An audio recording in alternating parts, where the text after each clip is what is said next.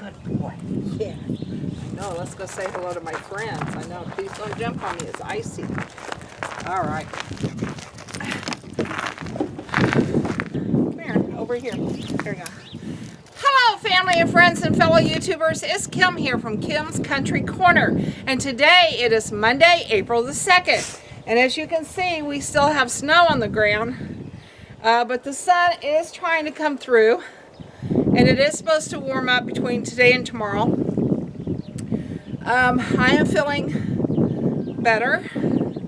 The antibiotics are starting to take hold, medicines are starting to take hold, and I'm feeling better. So I decided I wanted to just do a little walk. I don't know how long the walk will be before I run out of energy. Yes, I know, Paulo. You've missed me, haven't you? But we'll do the best we can. This morning, John went out to feed and water the chickens. And I'll put a clip in here of that.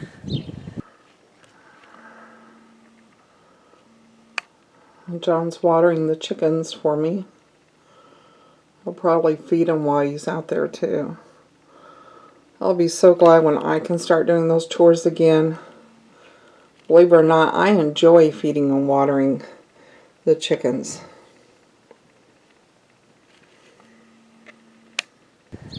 And when he got back, I was like, oh man, I really want to see the chickens. And he said, well, you could take them some sunflower seeds and you could gather up the eggs. He says, I haven't done that yet.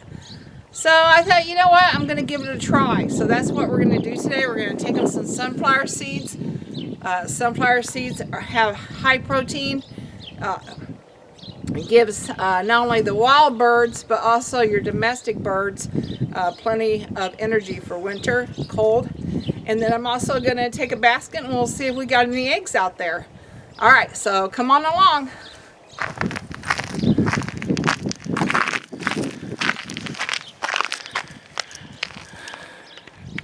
Okay, so there's my handy dandy basket for the eggs. And I'm going to get me a big old scoop of sunflower seeds here.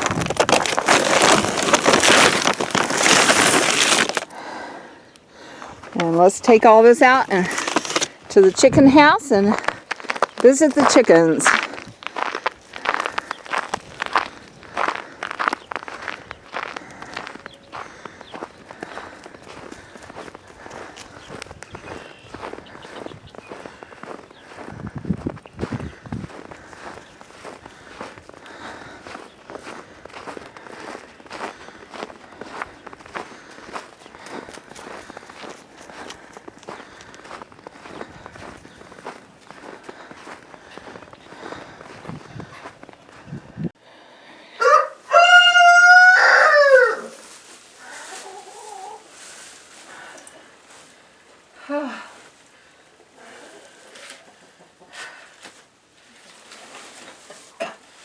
I will have to say, it does feel pretty good to be outside. The air is kind of cold and brisk, but it sure beats being stuck inside all the time. The chickens are over on the other side right now. I think I startled them when I came in. But let's see if we can get them over here. Here, chick, chick, chick, chick, chick, chick, chick. Here, chick, chick, chick, chick, chick, chick, chick. Here, chick, chick, chick, chick, chick, chick, chick. Let's see if I can get out of my hands here. Here, chick, chick, chick, chick, chick, chick, chick.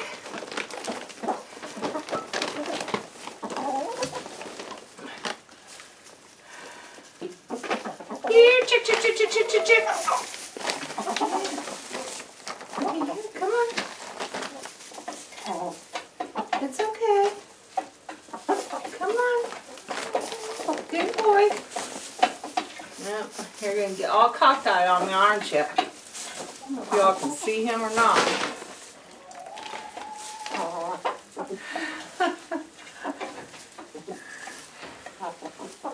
Here, chick, chick, chick, chick, chick, chick, chick. Here, chick, chick, chick, chick, chick, chick.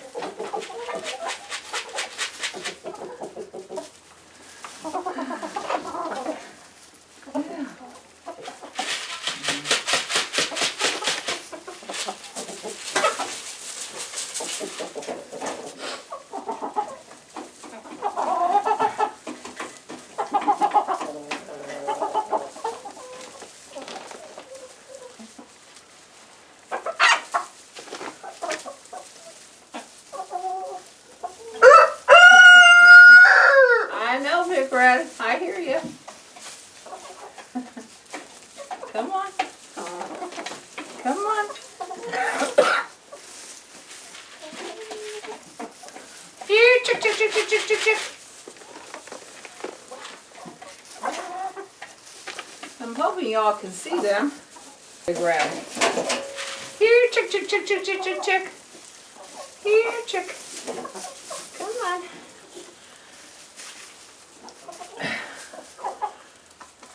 Yeah. Let my friends see you guys. It's been a while since I've been out here.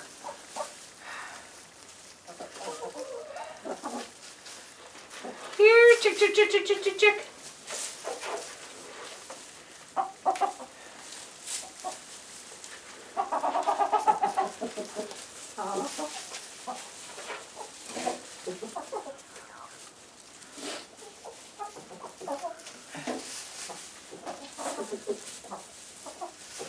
So, if any of you watch Bobblehead Homestead, he's down in Arkansas. He has 9 chickens, and he's got them named according to their numbers. He'll call them, come here 1, come here 2. There's 9. I have 30 chickens. It'd be a little bit hard for me to name them by numbers, but I do know how many I have. The yellow ones that you see, those are called Buff Orpingtons, and I have 5 of those. So every time I come out, I count and make sure I have 5 Buff Orpingtons. And then if you see the red ones, right there, and big red, those are called Rhode Island Reds. So, and I have 6 of those plus big red, so 7 altogether. So I always make sure I have 7 Rhode Island Reds. And I'm only seeing 5, 6, there must be 1 on the other side. And then, these black and white ones are called Barred Rocks, because they look like, I always remember that because they look like they have little bars going across them. Barred Rocks, and I have 5 of those. So I always count to make sure I have 5. And then, I don't see one right now. They're over there getting water. Here, chick, chick, chick, chick, chick, chick. I'll see if I can get one over here. Here, chick, chick, chick, chick, chick. I don't know if she's over here by the feeder right now. But that one right there, here she comes. Maybe I can get over here. Here, chick, chick, chick, chick, chick. Come on, come on. All right, if y'all can see her, this one right here that looks speckled, that is a Plymouth Rock. They're considered a rare breed. I also have a Plymouth Rock rooster, but he's outside. So, yeah. Anyway, I do not have my chickens named, but I do know how many I have, and I know how many of each kind I have. So I'm always doing a head count according to number. Yeah, I haven't been out here, probably at least a week now, because I haven't felt good at all this week. But like I said, I think we're on the road now. You really want to be careful of roosters, because they will attack you if they feel threatened, or if they feel like any of their herd, or not herd, flock has been threatened. If any of their flock has been threatened, they'll attack. So you kind of have to have an understanding with your roosters.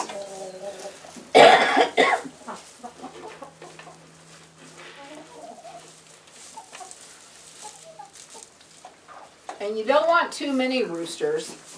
I think the ratio is 1 rooster to every 5 hens. That's kind of the way I remember it. But I used to have a Buff Orpington rooster, and Big Red and Plymouth Rock decided to do him in one day. So you get too many roosters in your chicken house and they will fight it out. which that wasn't really too many because that was only 3 to 30 hens. That should have been plenty of hens for them. But evidently, Goldie, I called him Goldie, did something to make Big Red and Plymouth Rock mad.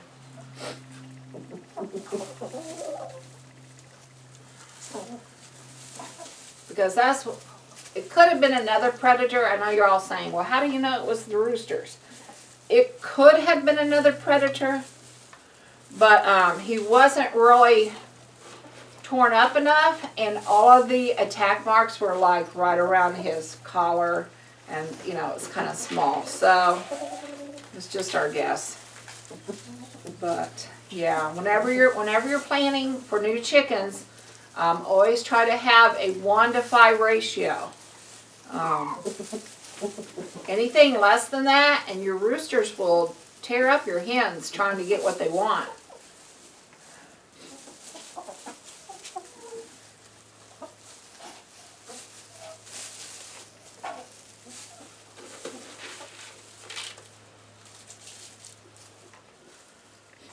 I had the Rhode Island Red, Big Red here, because when I first started out a year ago, I thought that I would specialize in eggs, put them together, breed some Rhode Island Reds. Never got that done, got too busy with grandkids. And then I had Goldie, the Buff Orpingtons, rooster, because that Buff Orpington's like one of my favorite chickens for a homestead barnyard. And so I had him thinking I would do Buff Orpingtons, and then because the Plymouth Rocks are kind of a rare breed, I thought, well, I would try them.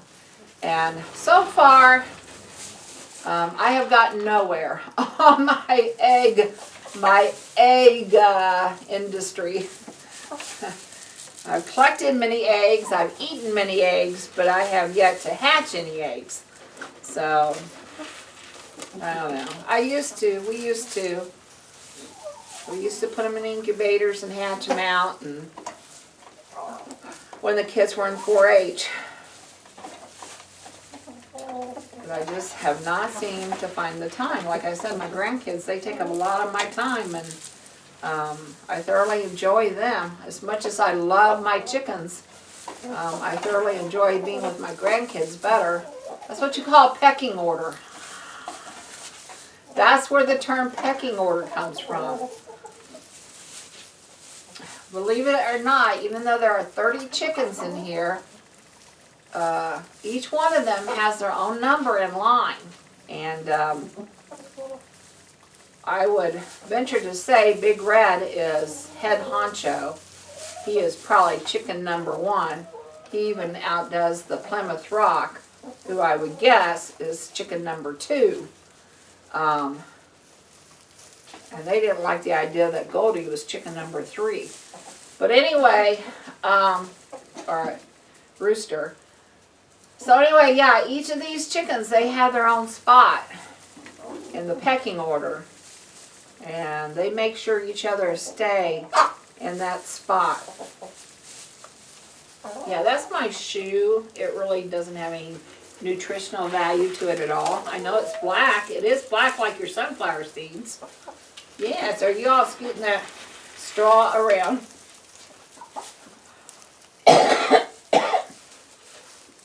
I don't know if y'all can tell. Okay, so I don't know if y'all can see, but right here where they're digging around for the sunflower seeds, you can see the thickness of the straw where it is built up.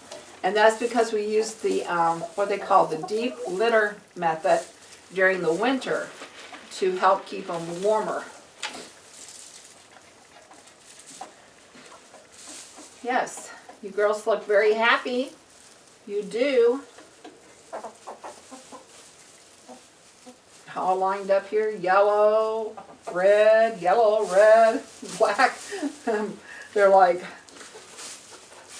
all in a line. Now need some more over here on this side. Yeah.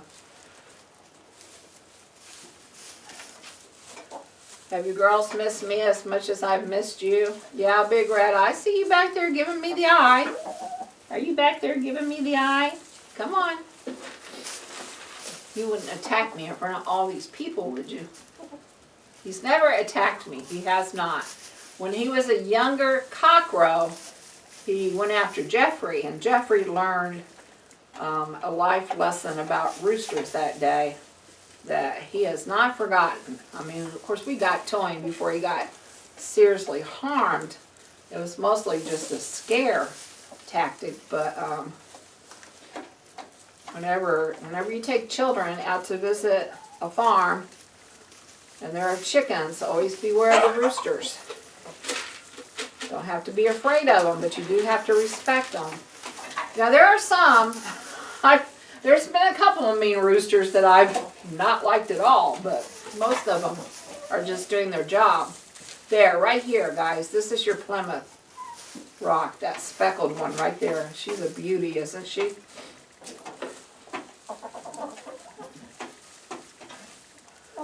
You guys probably get tired of hearing me talk about my chickens. I love my chickens.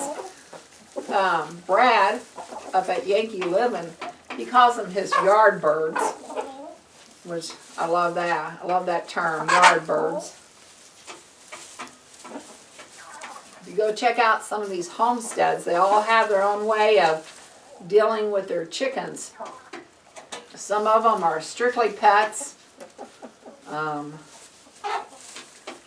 then some of them serve a purpose. They get eaten. Some of them are for eggs. Mine are for a bunch of things. We don't eat these, but we use them for egg laying, to incubate eggs, and then we use them for egg laying to eat their eggs. Eggs are high in protein, very healthy for you. They used to believe that eggs weren't good for you because they claimed they were high in cholesterol and you shouldn't be eating them, but that has since been debunked, and eggs are now proven to be very healthy for you, and especially the yolks, because they have, the yolk is where all your vitamins and minerals and all your good stuff is at.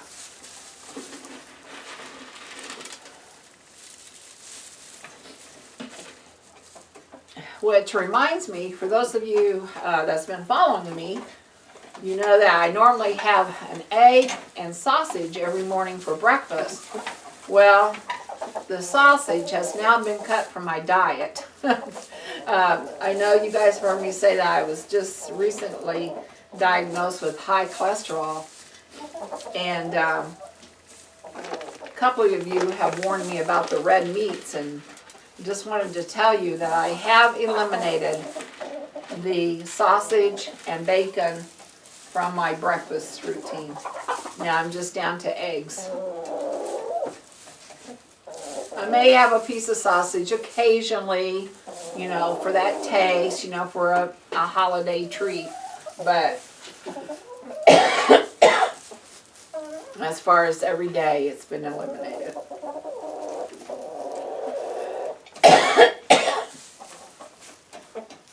Sorry, guys.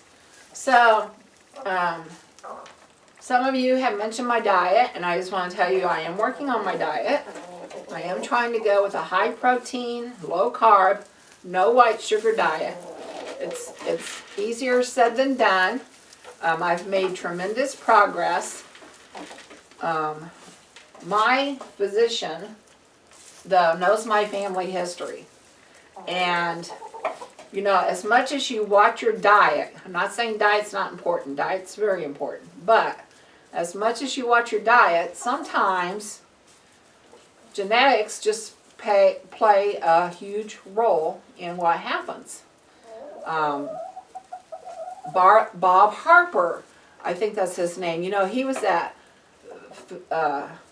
physic guru, you know, that used to help with The Biggest Loser. He just had a heart attack, and look what great shape he's in, and look how well he eats. I mean, he follows a well-balanced diet, and he exercises, and he still had a heart attack, you know. And then I had a friend at school whose husband used to run every morning, a very well-built, very healthy man. And one morning he was out running and he had a heart attack. So I'm not saying diet's not important. I really think it is. But I am saying that there are other factors that play into whether a person is going to have heart disease or not. And one of those factors for me is family history. My grandma, if you were ever to see a picture of my grandma, I am a younger version of her. And she died of heart disease. She didn't die until she was, I think, 87.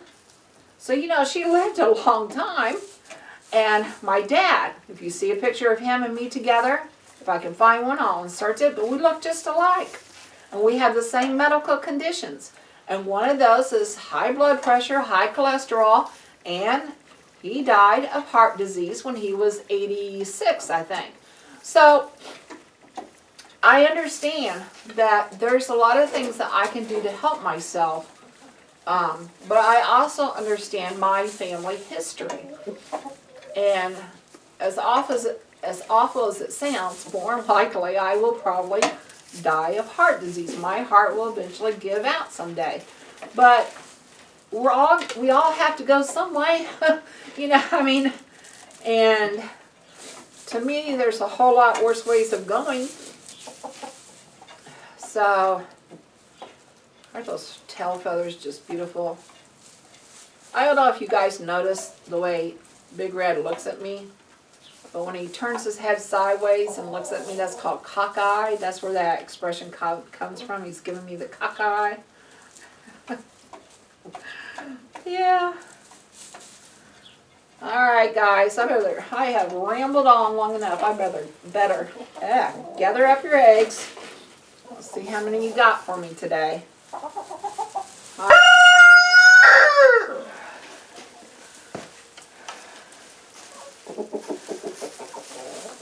What happened, girls? Were you all too cold to lay eggs?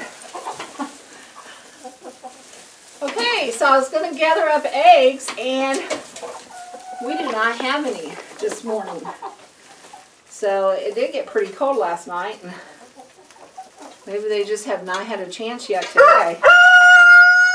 So anyway, but I enjoyed my visit with my girls and my roosters, and if you like this video, please give me a thumbs up, and if you want to know more about our homestead and what we do on it, please subscribe. This is Kim from Kim's Country Corner saying bye for now.